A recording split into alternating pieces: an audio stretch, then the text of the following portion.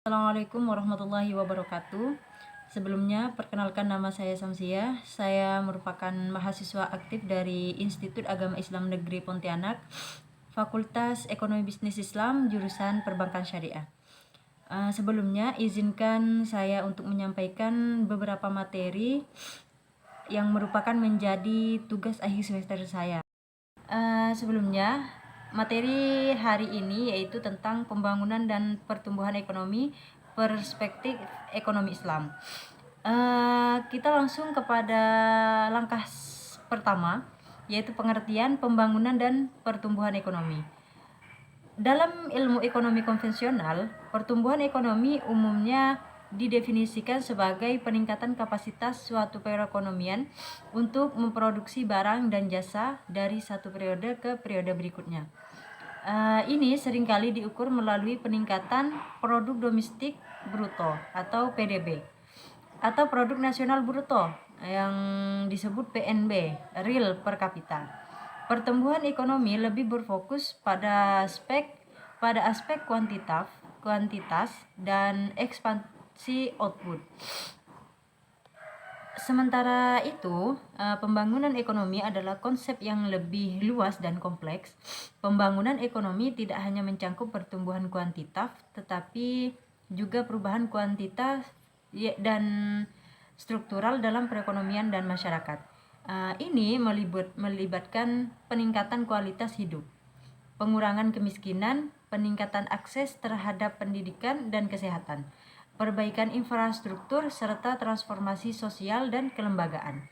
Pembangunan ekonomi bertujuan untuk menciptakan kesejahteraan yang lebih merata dan berkelanjutan.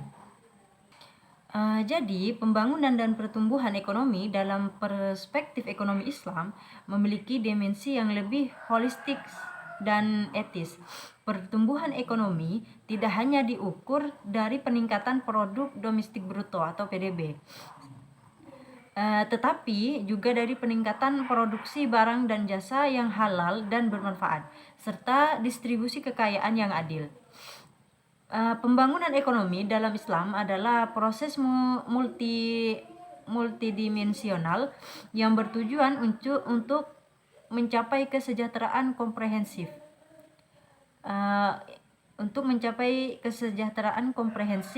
Adil dan berkelanjutan, dengan penekanan pada nilai-nilai spiritual dan etika Islam.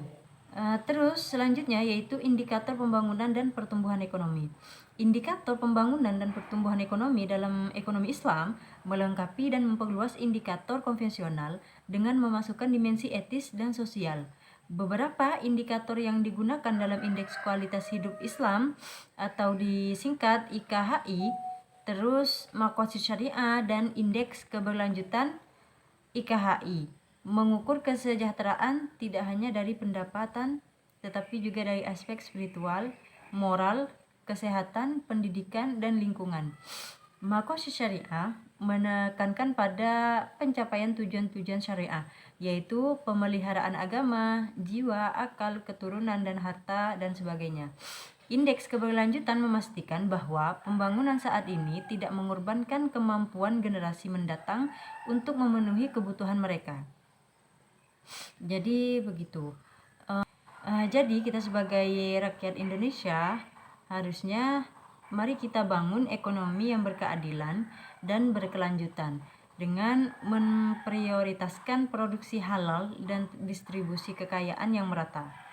Kita bisa menciptakan ekonomi yang kuat dan berkeadilan dengan memprioritaskan investasi produktif dan mengurangi kesenjangan pendapatan.